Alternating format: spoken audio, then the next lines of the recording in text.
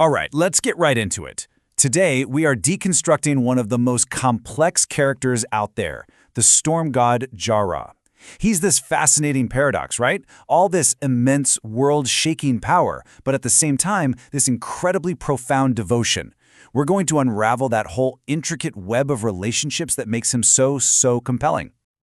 See, at the very heart of Jaru's story, there's this tension, this conflict, that really makes you question what his power and his relationships are all about.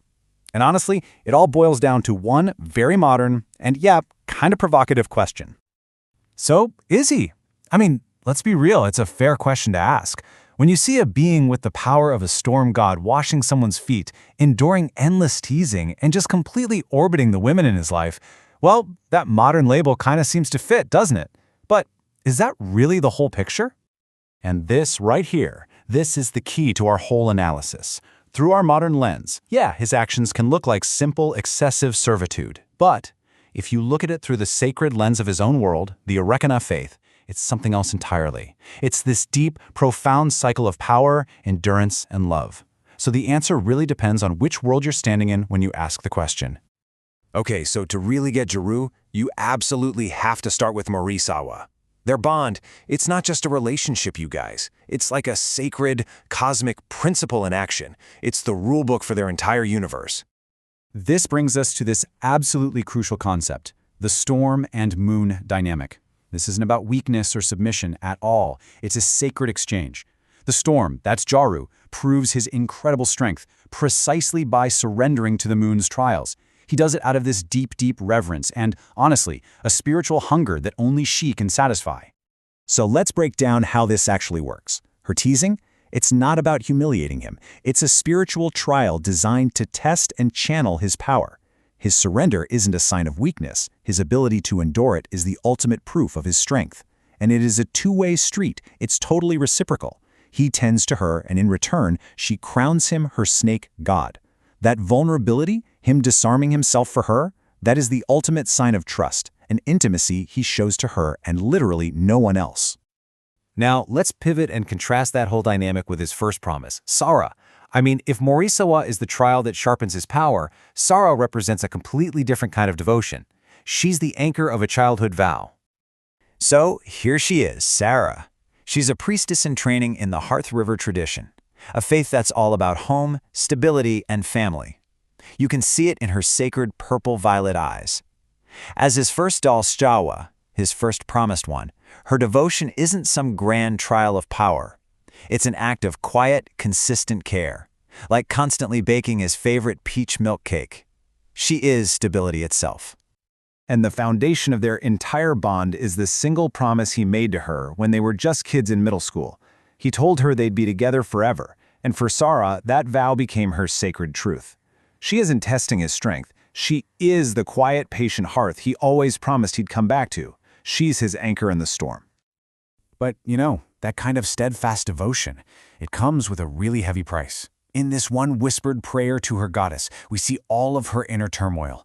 She is fiercely territorial, and her quiet patience is just constantly being tested by this jealousy that, in her own words, eats at her spirit. And that jealousy, well, it brings us to the third critical piece of this whole puzzle, the joyful, playful fire of his cousin Pepe. Their dynamic is something else entirely. It's a dance, a chase. It's just perfect synchronicity. They call themselves the Golden Lamb and her wolf, and it's a completely different kind of energy. See, she doesn't test him like Morisawa, and she doesn't anchor him like Savara. She just disarms his storm with pure, unfiltered laughter. And for Jaru, that joy is something he doesn't just want. He craves it. He needs it. And just listen to this. This is from his perspective. He says her teasing isn't cruelty.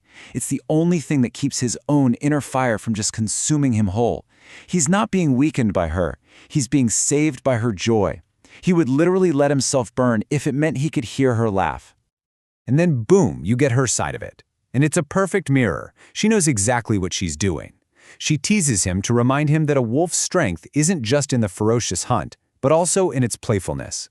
She knows she can completely undo this powerful storm god with just a twirl of her skirt or a single golden laugh. Their understanding of each other is just total. So, okay, we have the trial, we have the anchor, and we have the joy. Let's bring all three of these threads together now and go back to that first provocative question we asked. So, is Jaru a simp? The answer, from within his own world and his own faith, is a definitive, resounding no. His devotions aren't some kind of hierarchy of service, one above the other. It's a cycle of fulfillment, where each of these bonds is absolutely essential because each one provides something for his spirit that the others just can't. When you put it all together, you finally see the whole picture.